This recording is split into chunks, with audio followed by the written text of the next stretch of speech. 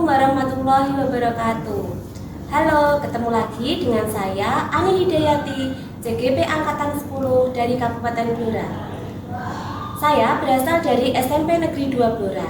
Nah, hari ini saya akan melakukan wawancara dengan kepala sekolah di sekolah saya, yaitu Ibu Tri Handayani SPD MPD. Assalamualaikum Putri. Waalaikumsalam Bu Ani. Bagaimana kabar Putri hari ini? Alhamdulillah sehat. Alhamdulillah. Tetap semangat. Kalau Putri selalu sehat dan selalu ceria, pastinya semangat ya Bu ya. Alhamdulillah. Semoga. Putri mohon maaf. Ini begini Bu, saya hari ini mengganggu waktu Putri sebentar karena saya mendapatkan tugas dari pendidikan guru penggerak. Saya di modul 3.1 yaitu tentang pengambilan keputusan berbasis nilai-nilai kebajikan. Nah, hari ini saya ada tugas yang mengharuskan melakukan wawancara dengan kepala sekolah itu ya. Ini saya mohon waktu Putri sebentar di sela-sela kesibukan Putri karena memang Putri ini adalah kepala sekolah yang sangat sibuk dan luar biasa ya. Ini saya itu Bu mengganggu sebentar ya Bu ya. Bisa kita mulai ya Bu ya wawancaranya. Baik Putri, untuk pertanyaan yang pertama ini Bu, bagaimana Ibu dapat mengidentifikasi kasus-kasus yang merupakan dilema etika atau rujukan moral di sekolah ini? Mengidentifikasinya itu ya kita melihat kondisi keresahan teman, kemudian kalau ada suatu pertanyaan yang mana pertanyaan itu mengarah ke arah mungkin teman-teman itu memiliki suatu kendala di mana satu sisi itu ya baik, satu sisi juga baik, tetapi di situ tidak bisa dilaksanakan bersama-sama. Nah ini biasanya terjadi pada forum saat kita berdoa bersama, itu kan kelihatan sekali teman-teman itu merasa seperti resah, itu identifikasinya lewat situ biasanya. Samping itu mungkin juga ada yang ke ruangan kemudian menyampaikan sesuatu, nah itu di situ juga bisa digunakan untuk identifikasi saya. Teman-teman tuh posisinya baru ada apa itu ketahuan itu Bu Ani. Jadi mengidentifikasinya dengan ekspresi wajah teman-teman ya Bu ya saat itu, dan juga saat mengunjungi ke ruangan Putri mungkin memang ada sesuatu yang perlu dibicarakan dengan Putri. Ya, ekspresi wajah ya, kemudian kelihatan sekali teman-teman kita kan komunikatif sekali. Iya. Kalau ada kendala atau ada sesuatu gerakan di sekolah, keputusan yang ingin dilakukan selalu komunikasi dengan kepala sekolah kan. Iya. Teman-teman begitu. Untuk pertanyaan selanjutnya Ibu, bagaimana Ibu menjalankan pengambilan keputusan di sekolah, terutama untuk kasus-kasus di mana ada dua kepentingan yang sama-sama benar atau sama-sama mengandung nilai kebajikan? Ya, memang kita itu selalu diposisikan seperti itu. Banyak sekali hal yang selalu seperti itu. Tapi gampang saja. Saya tetap semuanya karena positif itu saya sebagai pemimpin itu harus menyikapi semuanya. Tetapi kita ambil yang urgent dulu, yang paling penting dulu dan paling mendesak. Jadi itu harus disikapi. Sedangkan yang keduanya itu yang resikonya paling kecil. Sama-sama positif, sama-sama penting, tapi mana yang resikonya paling kecil itu kita putuskan diambil dari kita. Wah, ini luar biasa sekali ya Bu ya. Memang selama ini Putri harus benar-benar memilah-milah dulu mana yang benar-benar darurat dan memang yang kedua yang resikonya terkecil ya. Baik. Tapi lebih diprioritaskan yang paling darurat dulu ya Bu ya. Ya, paling darurat itu otomatis kan bisa. Darurat itu penting sekali karena di sini kan memang satu kedaruratan itu dan dari segi keselamatan. Ya. Walaupun positif tapi kan kalau keselamatannya resikonya besar kan kita harus ambil keputusan jangan dan sebagainya. Jadi kedaruratan kepentingan, kedaruratan tidak resiko, tetapi ini penting sekali, utuh sekali itu yang pertama. Baik Bu, lalu bagaimana langkah-langkah atau prosedur seperti apa yang biasa dilakukan selama ini?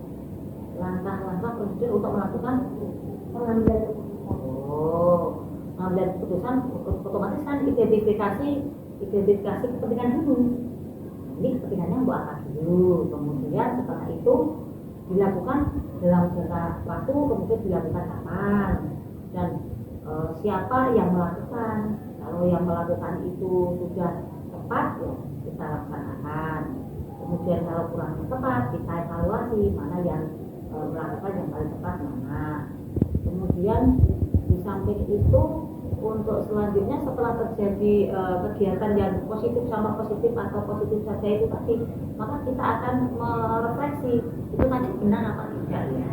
Kalau dari hasil refleksi kemudian ada benar ya kita lanjutkan seperti itu saat nanti. Kalau benar ya kita akan mencari mana yang lebih bagus lagi gitu, sehingga dari hasil evaluasi itu melangkah ke depannya itu menjadi akan lebih baik. Itu urutannya seperti itu ya. Jadi setiap kegiatan memang harus ada refleksinya ya. Iya, untuk meningkatkan kualitas dari kegiatan. Yang pertama tujuan, yang terakhir mesti refleksi. Ya, benar Putri. Ini terus hal-hal apa yang selama ini Ibu anggap efektif dalam pengambilan keputusan pada kasus-kasus dilema etika yang menurut panjenengan paling efektif? Yang efektif itu ya kita komunikasi. Efektif sekali dikomunikasikan kepentingan yang sama-sama positif ini kita komunikasikan. Dengan adanya komunikasi itu kan seumpama ada kendala cepat terselesaikan. Jadi pokoknya paling efektif itu kita kolaborasi dan komunikasi. Iya, itu aja saya. Kalau ada masalah kalau dikomunikasikan baik-baik nanti akan memiliki kesimpulan bahwa oh ini yang didahulukan. Didahulukan itu kan kesepakatan bersama, akhirnya kan tidak ada yang dikalahkan dan didahulu atau didahulukan atau dikalahkan gitu. Iya. Memang harus ada komunikasi ya, Bu ya. Sehingga setelah ada komunikasi nanti akan ada kolaborasi yang baik dengan seluruh stakeholder yang ada di sekolah ini. Untuk selanjutnya ini Putri, hal-hal apa saja yang selama ini merupakan tantangan dalam pengambilan keputusan pada kasus-kasus dilema etika? Tantangannya itu kadang-kadang begini, ada teman sih yang tidak bisa mengerti masalah orang lain. Jadi kurang peka ya? Iya, kurang peka, kurang terbuka, tidak memiliki empati. Seumpama saya duluan ya Bu, ya enggak saya duluan, ini sama-sama benar tetapi tidak mempertimbangkan mana yang urgent dulu. Maka yang oh ya saya dulu, akhirnya kan tidak mencapai suatu kesepakatan, akhirnya jadi masalah gitu. Padahal saya percaya setiap suatu masalah walaupun itu pilihan dilema etika ya itu mesti bisa diselesaikan dengan kita saling mengerti, empati dan memutuskan bersama. Ada lihat itu. Iya betul. Intinya harus saling mengerti ya, saling mengerti, saling memahami dan punya rasa empati. Ya. Dan selama ini memang ada beberapa rekan yang seperti itu, jadi itu merupakan tantangan ya Bu ya. Iya. Ini kan juga merasakan kan. Iya betul. Tapi kita belajar lah. Iya. Kita memaklumi ya Bu ya. Menghormati perbedaan kemampuan untuk bersosialisasi, menghormati perbedaan suatu sumber daya manusia itu kan tidak sama. Betul. Mana yang sudah dewasa, mana yang belum dewasa itu kita hormati saja. Lalu Bu, apakah Putri memiliki sebuah jadwal tertentu dalam sebuah penyelesaian kasus dilema etika? Misalnya ada dilema etika, apakah ada jadwal khusus yang Ibu susun? Jadwal khusus apa ya? Kita itu kan di sini itu sebetulnya di sekolah itu kan saya sebagai manajer itu kan satu mesti harus menyelesaikan 8 standar nasional pendidikan yang mana ini wajib dilaksanakan di suatu sekolah. Kemudian yang kedua itu kan sosial masyarakat terhadap guru dan guru. Nah ini biasanya dilema etikanya itu kan justru tidak pada di standar nasional pendidikan yang mana itu sudah terstruktur dalam kurikulum sekolah. Justru dilema etikanya itu ada di antara hubungan sosial antara guru dengan guru, antara kepala sekolah guru. Nah penjadwalannya ya saat ada suatu kasus atau keluhan atau kok seperti rapat atau kesepakatan kok tidak bisa memutuskan bareng. Nah itu baru kita susun suatu jadwal bagaimana kapan cara menyelesaikannya gitu. Tapi terkadang itu Bu, kalau ada sebuah kasus, apakah itu Ibu langsung menyelesaikannya di tempat di kurun waktu itu, atau memang perlu menjadwalkan untuk menyelesaikannya? Oh, melihat kasusnya dulu. Tapi kalau kasusnya itu melihat apa ya, performan orangnya itu temperamental, itu saya tunda biar kepalanya dingin dulu. Ya, kepalanya dingin dulu. Ya. Kemudian setelah mereda baru diajak diskusi. Tapi kalau saat itu terjadi dilema etika dan semuanya itu harus diselesaikan dan semuanya tidak mau untuk saling berempati, wah ini bahaya ini. Kalau saat itu diselesaikan tetap isi kepala itu panas, nggak akan selesai. Tapi kalau hanya dilema etikanya itu ringan, kemudian melihat teman-teman itu tidak kedewasaannya itu bisa kita pahami, oh ini lebih dewasa, saat itu juga tidak masalah. Melihat kondisi juga. Kadang-kadang teman kita kalau diajak komunikasi nggak nyambung kedewasaannya kan, kita tunda dulu aja. Besok kita panggil satu-satu, cak komunikasi kok sudah damai, kita perlu damai-damai, maka kita ketemukan akhirnya selesai mana yang harus didahulukan gitu. Tergantung kasus dilema etikanya dan orang personalnya yang mengalaminya ya Bu ya. Lalu ini yang pertanyaan yang ketujuh Putri, adakah seseorang atau faktor-faktor yang selama ini mempermudah atau membantu Putri dalam pengambilan keputusan dalam kasus-kasus dilema etika? Ya ada, kan saya itu sebagai manajer kan juga tidak mungkin bisa sendiri. Saya punya senior, di sini kan ada banyak senior yang lebih menang dan ada wakil. Kalau dilema etikanya saat ini berhubungan dengan sosial kekeluargaan, ya saya panggilkan ketua kekeluargaan, itu kan juga sudah menek dan dewasa. Kemudian kalau kurang bisa penuh dengan pengambilan keputusannya, kita ambil aja yang waka-waka gitu, yang senior kita ajak diskusi, maka setelah itu bisa membantu karena maka kita ketua keluarga kita kan lebih senior dari Putri secara usia. Jadi saya masih muda secara usia, itu ya otomatis saya membutuhkan teman-teman yang berpengalaman gitu. Jadi tetap melibatkan senior-senior yang pengalamannya sudah itu ya Bu, sudah mumpuni, dan juga melibatkan waka-waka yang ada di sekolah. Tapi kalau selama saya masih mampu, saya tidak melibatkan. Karena kalau saya beri tindakan sendiri kok bisa saling menghargai di antara dua kepentingan ini, ya selesai. Kan biasanya kan saya tuh paling enak kalau ngajak komunikasi orang. Saya rasakan kok, saya rasakan sering diterima gitu. Sering diterima dengan lego gitu. Itu itu salah satu kemampuan yang harus dimiliki oleh seorang manajer. Seorang manajer itu harus salah satu kemampuannya itu gitu. Selalu bisa mengerti orang lain.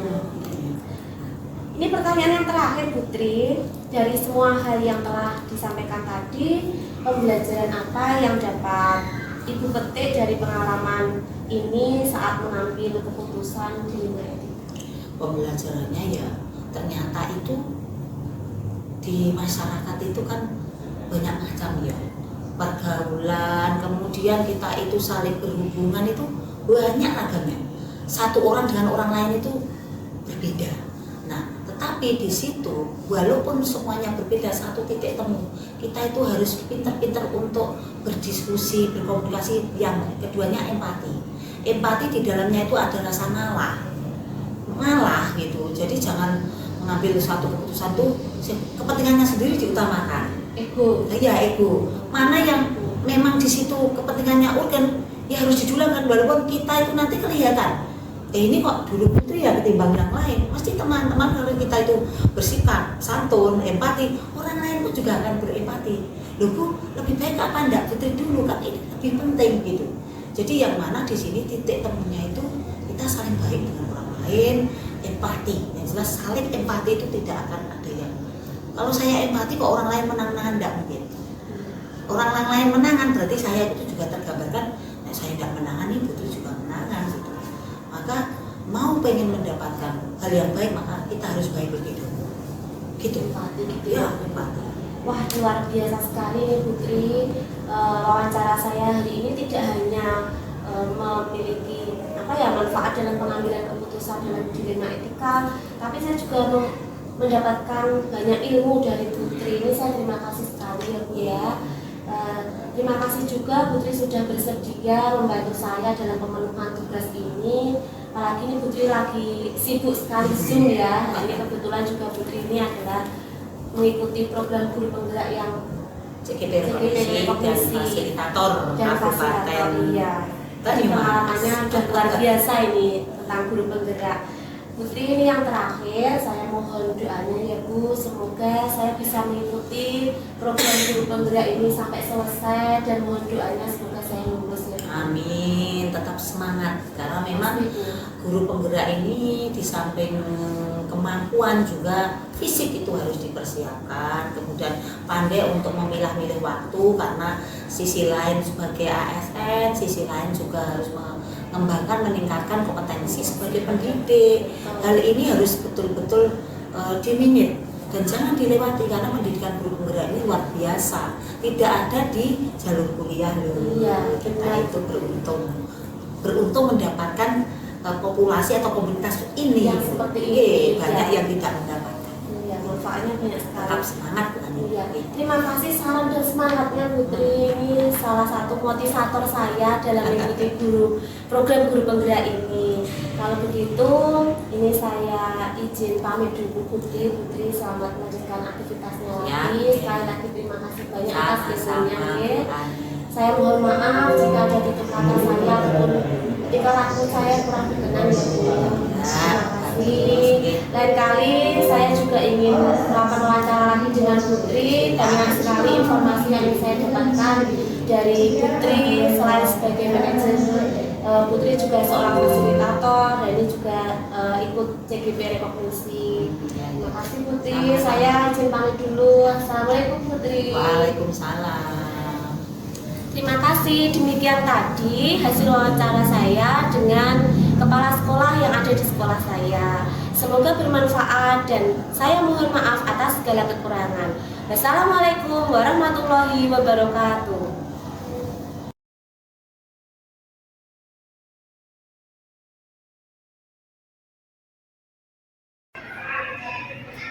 Assalamualaikum warahmatullahi wabarakatuh. Halo, berjumpa lagi dengan saya Ani Hidayati, CGP Angkatan 10 dari Kabupaten Blora. Hari ini saya akan mengadakan wawancara dengan salah satu kepala sekolah yang ada di Kabupaten Blora, yaitu Bapak Muhammad Maksum SPD dari SMP Baitul Nur Kabupaten Blora. Assalamualaikum Pak Maksum. Waalaikumsalam Bu Ani. Bagaimana kabar Bapak hari ini? Alhamdulillah baik, sehat. Bu Ani juga ya. Alhamdulillah hari ini saya juga sehat Pak. Ini sebelumnya saya minta maaf karena mengganggu waktu Bapak sebentar. Tidak apa-apa Bu Ani, monggo tidak ada masalah berdiskusi. Saya siap. Terima kasih ya Pak atas waktunya yang diberikan pada saya. Begini Pak, ini saya ada tugas di modul 3.1 terkait dengan pengambilan keputusan berbasis nilai-nilai kebajikan. Ini saya ada tugas untuk mewawancarai kepala sekolah dalam mengambil keputusan. Gitu Pak. Ya, nanti saya bantu sebisa saya nanti pertanyaannya mudah-mudahan bisa saya jawab dengan baik, mudah-mudahan sesuai dengan yang diharapkan. Terima kasih ya Pak atas kesediaan Bapak untuk membantu pemenuhan tugas saya di pendidikan program guru penggerak ini. Baik Pak, bisa kita mulai wawancaranya? Bisa, silakan. Ini yang ingin saya tanyakan pertama kali, bagaimana Pak Maksum dapat mengidentifikasi kasus-kasus yang merupakan dilema etika atau rujukan moral yang ada di sekolah ini? Baik, untuk kasus-kasus yang berkaitan dengan dilema etika atau moral, tentunya dapat kita ambil dari berbagai sisi. Misalnya kita minta masukan dari Bapak Ibu guru atau wali kelas atau warga sekolah yang bisa kita temui, sehingga ketika ada masalah itu bisa lebih jelas, kemudian bisa kita ambil keputusan yang sesuai gitu kan. Jadi selama ini Bapak ketika mengambil keputusan itu, ketika mengidentifikasi dilema etika atau rujukan moral, Pak Makson melibatkan Bapak Ibu guru yang di sekolah ini ya, sebelum mengambil keputusan gitu ya. Baik, untuk pertanyaan selanjutnya Pak, bagaimana Bapak menjalankan pengambilan keputusan di sekolah ini, terutama untuk kasus-kasus di mana ada dua kepentingan yang sama-sama benar atau sama-sama mengambil nilai kebajikan? Jadi kalau ada dua keputusan yang mungkin sulit atau rumit karena terkait dengan dilema etika, tentu saya akan memilih keputusan yang dampaknya besar terhadap warga sekolah, khususnya untuk anak-anak. Jadi apapun keputusan yang saya buat, yang kita utamakan adalah kepentingan anak-anak, sehingga kebutuhan anak di sekolah itu mungkin gitu. Ketika ada kasus yang sama-sama benar, Bapak lebih memprioritaskan yang sesuai dengan kebutuhan siswa yang ada di sekolah itu ya. Baik, untuk selanjutnya, kemudian bagaimana langkah-langkah atau prosedur seperti apa yang biasa Bapak lakukan selama ini? Nah, untuk prosedurnya, pertama kalau ada kasus pasti saya gali dulu. Dari mana kasus itu ada, kemudian kita komparasikan, kita diskusikan dengan Bapak Ibu guru yang lain.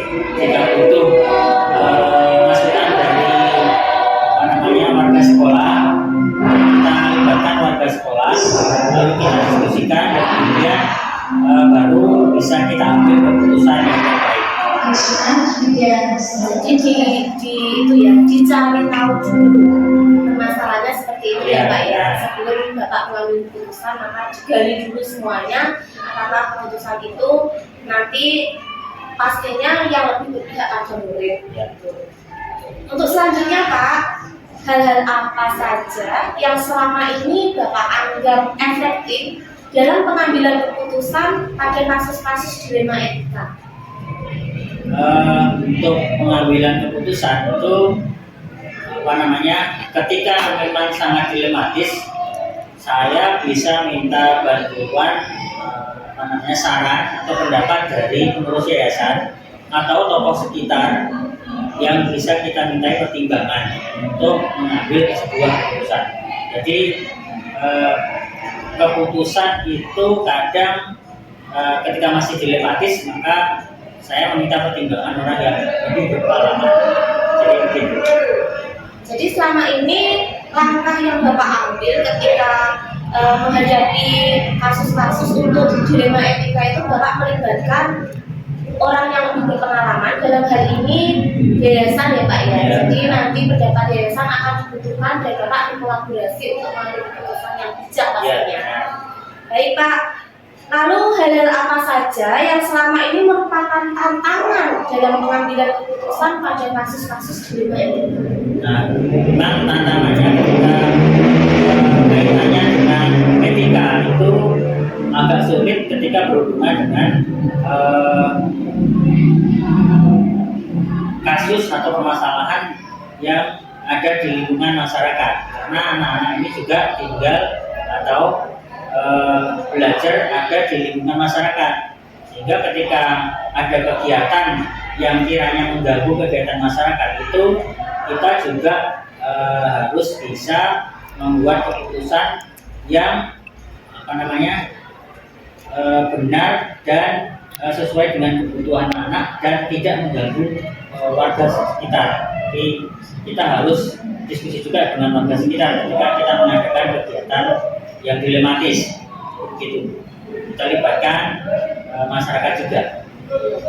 Jadi Bapak lebih melibatkan masyarakat sekitar untuk menghadapi beberapa tantangan dalam pengambilan keputusan agar keputusan yang Bapak ambil tidak bertolak belakang dengan lingkungan sekitar sekolah ya. Ya itu kalau ada kasus yang berkaitan dengan masyarakat. Ini kalau yang di lingkungan sekolah ya nanti kita libatkan semua pihak sekolah.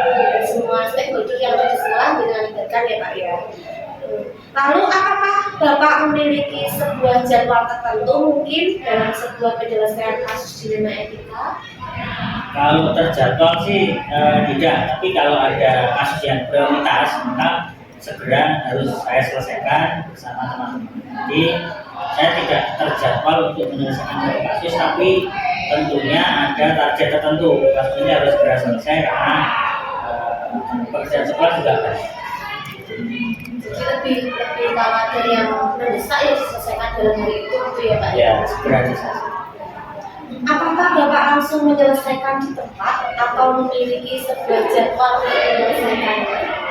Untuk jadwal kan tidak, tapi ketika harus segera diselesaikan maka harus segera saya cari dan kita diskusikan dan harus keputusannya cepat dan harus segera diputuskan.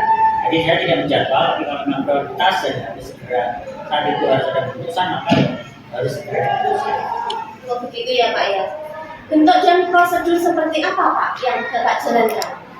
Untuk prosedur kan kalau ada kasus maka nanti kita gali dulu kasusnya, kemudian kita diskusikan dengan stakeholder yang berkepentingan, kemudian baru saya minta masukan dari Bapak Ibu guru atau warga sekolah tentang keputusan yang akan diambil.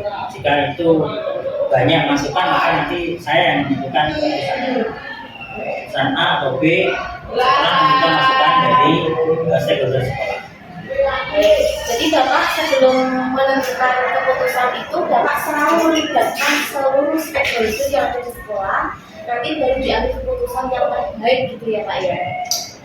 Baik Pak, untuk selanjutnya adakah seseorang atau faktor-faktor yang selama ini mempermudah atau membantu Bapak dalam pengambilan keputusan dalam kasus-kasus dilema etika? Itu setiap orang itu punya minimal tokoh atau idola yang kadang kita jadikan untuk pedoman. Kalau saya di yayasan misalnya itu ketika mengambil keputusan kadang juga melihat bagaimana orang-orang yang ada di yayasan membuat keputusan. Jadi tetap ada sosok yang bisa kita jadikan pedoman untuk membuat keputusan. Ya, jadi selama ini faktor-faktor atau orang-orang yang mendukung itu orang-orang yang berada di yayasan Bapak ya, yang berpengaruh besar ya Pak ya. Ya. Untuk pertanyaan terakhir ini Pak, dari semua hal yang telah disampaikan Bapak tadi, pembelajaran apa yang dapat Bapak petik dari pengalaman Bapak mengambil keputusan dalam dilema etika ini? Nah, kalau terkait dengan dilema etika itu memang cukup rumit untuk menentukan keputusannya. Tapi karena saya punya banyak pertimbangan, kemudian juga mempertimbangkan masukan dari orang-orang penting di yayasan, maka saya merasa keputusan yang saya ambil pun berdampak baik dan benar untuk sekolah dan didukung oleh yayasan karena saya berada di sebuah yayasan. Gitu. Baik Pak, mungkin itu yang bisa saya tanyakan pada Bapak pada siang hari ini. Saya mengucapkan terima kasih banyak pada Bapak dan mohon maaf telah mengganggu waktunya Pak Maksum ini. Terima kasih juga sama-sama ini mudah-mudahan yang saya sampaikan sesuai dengan yang diinginkan. Amin. Saya mohon doanya ya Pak, semoga saya bisa mengikuti program pendidikan guru penggerak ini sampai selesai. Dan terima kasih Pak Maksum sudah bersedia membantu melancarkan saya dalam pemenuhan tugas ini. Kalau begitu saya izin kembali ke kantor dulu ya Pak. Terima kasih atas waktunya sekali lagi dan semoga kita masih bisa melakukan wawancara, kita bisa sharing-sharing di lingkungan sekolah ini dengan baik. Ya, nanti kalau butuh apalagi bisa datang ke sini lagi dan semangat untuk pendidikan. Siap Pak, insya Allah itu. Baiklah, terima kasih. Itu tadi wawancara saya dengan salah satu kepala sekolah di SMP Baitul Nur. Saya mohon maaf atas segala kekurangan dan terima kasih atas perhatiannya. Wassalamualaikum warahmatullahi wabarakatuh.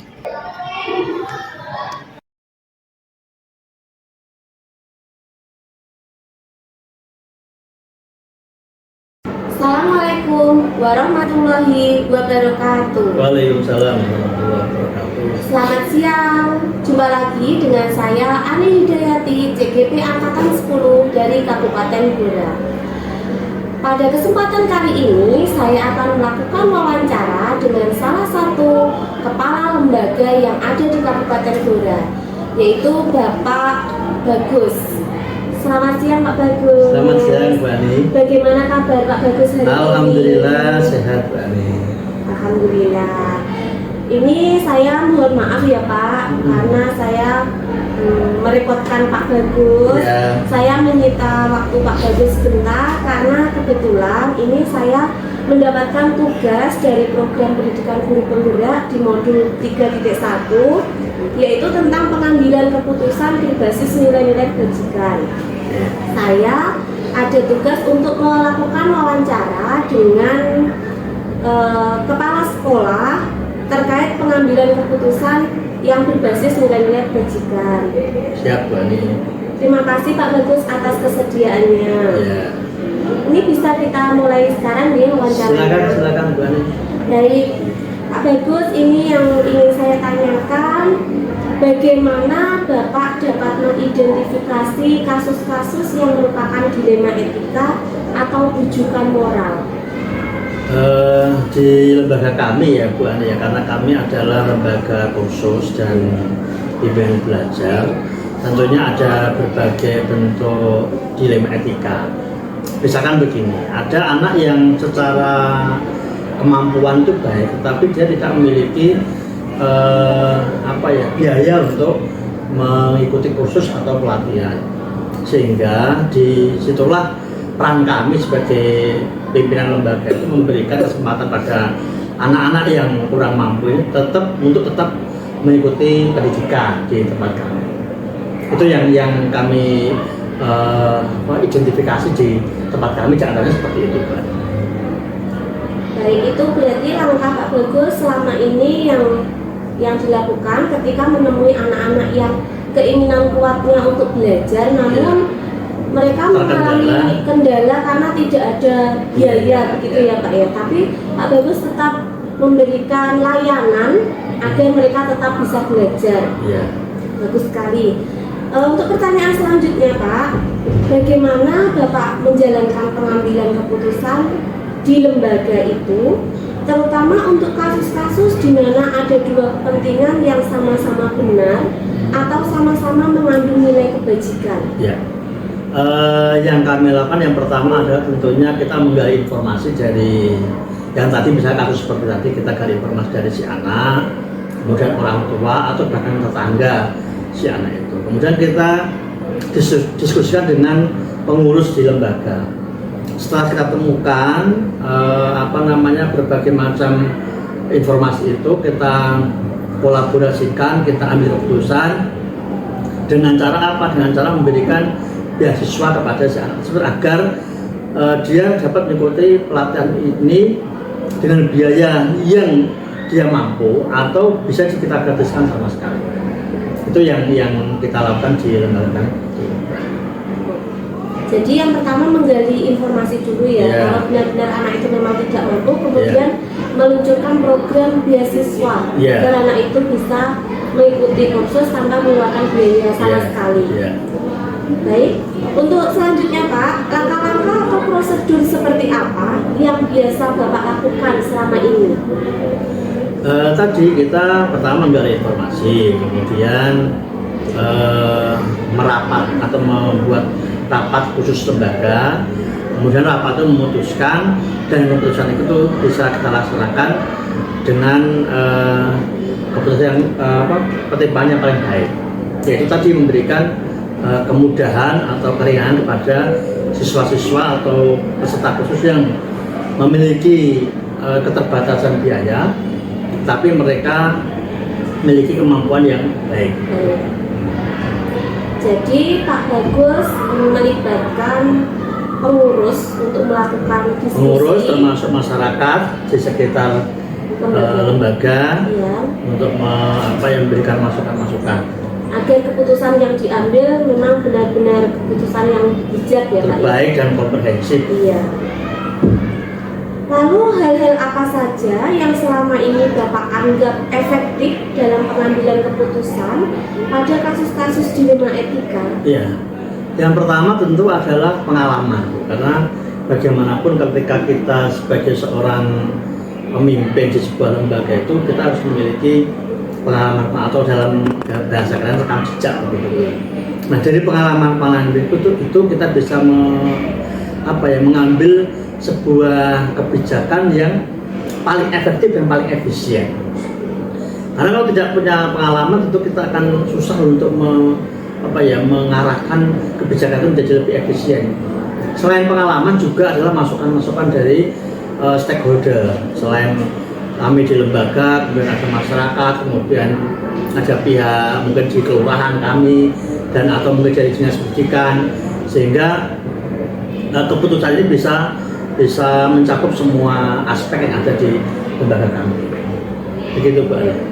Jadi intinya berdasarkan pengalaman, namun tidak menutup kemungkinan Bagus juga mengharapkan bantuan masukan dari seluruh stakeholder untuk memperbaiki keinginan masyarakat ya Pak ya.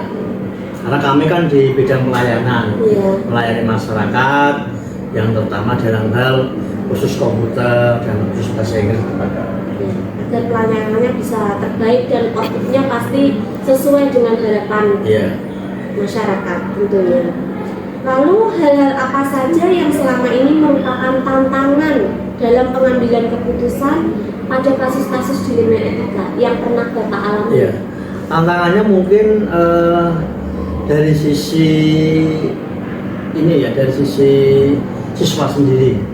Misalkan dari sisi itu ada beberapa anak itu yang sesungguhnya dia tidak memiliki kemampuan secara finansial, tetapi dia tidak memiliki keinginan. Justru yang memiliki keinginan adalah orang tuanya, sehingga si anak ini dalam melaksanakan kursus itu tidak bisa maksimal karena dia didorong oleh faktor eksternal atau faktor dari orang tua. Mungkin dia takut atau mungkin dia sebenarnya tidak ingin tapi dipaksakan, sehingga ini jadi masalah tersendiri bagi kami yang ada di lembaga. Jadi tantangan selama ini yang Bapak hadapi itu kadang-kadang menemukan anak-anak yang ada yang seperti itu minatnya kurang, masih rendah. Minatnya kurang, tapi karena ada paksaan dari pihak lain sehingga dia mengikuti itu dengan dengan kondisi yang kurang enjoy, kurang karena maksimal. Karena merasa dipaksa itu tadi bukan dari kesadaran dirinya ya Pak ya. Lalu selama ini apakah Bapak memiliki sebuah jadwal tertentu dalam sebuah penyelesaian kasus dilema etika?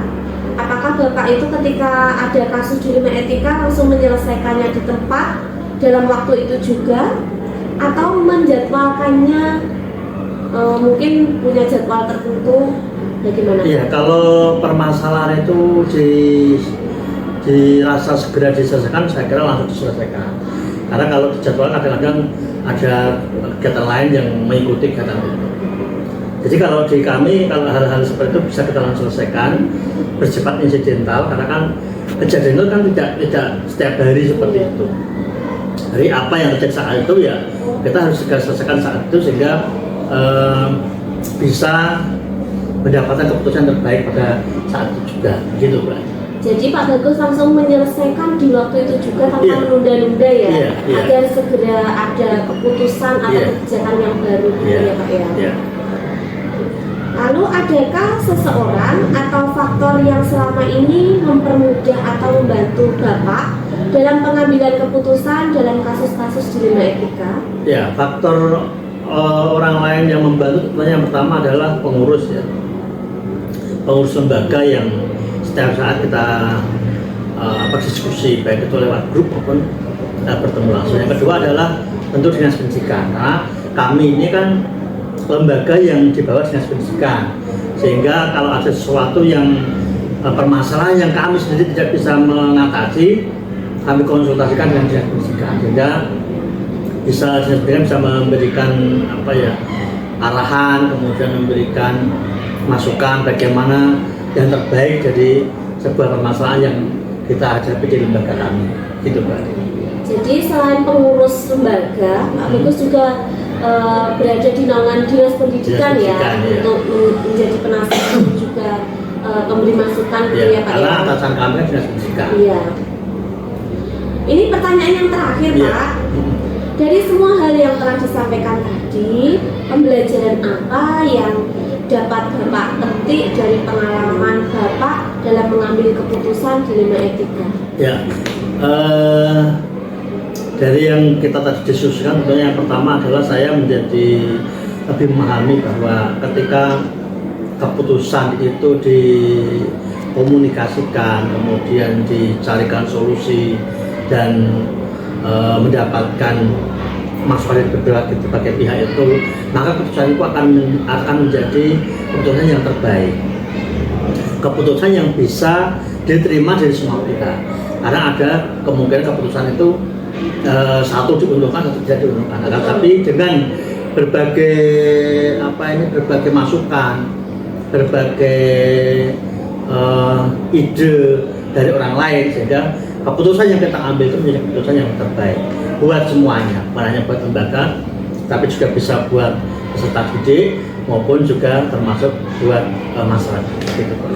Jadi terutama yang keputusan yang diambil itu memang harus benar-benar tidak merugikan semua pihak ya Pak ya, khususnya anak-anak yang kursus di lembaga Bapak.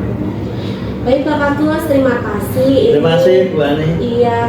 Saya terima kasih ya Pak ya, ini karena wawancara dengan Pak Bagus saya dapat mendapatkan informasi tentang lembaga yang Bapak Bagus pimpin. Saya juga mendapatkan ilmu-ilmu baru. Ini saya terima kasih sekali atas kesediaan, atas waktunya Pak Bagus. Sama-sama. Saya mohon doanya semoga saya bisa mengikuti program pendidikan guru penggerak ini sampai selesai Pak. Lulus, ya. Amin. Mohon doanya ya Pak ya. Nah, lain kali nanti jika ada hal-hal yang pengen saya ketahui, nanti saya minta waktunya dari Pak Bagus lagi. Siap. Terima kasih Pak Bagus. Saya dulu, saya permisi dulu ya Pak ya. Assalamualaikum Pak Bagus. Waalaikumsalam warahmatullahi wabarakatuh. Demikian tadi wawancara saya dengan Pak Bagus selaku Kepala Lembaga Adwikroblora. Terima kasih atas perhatiannya dan semoga bermanfaat. Wassalamualaikum warahmatullahi wabarakatuh. Waalaikumsalam.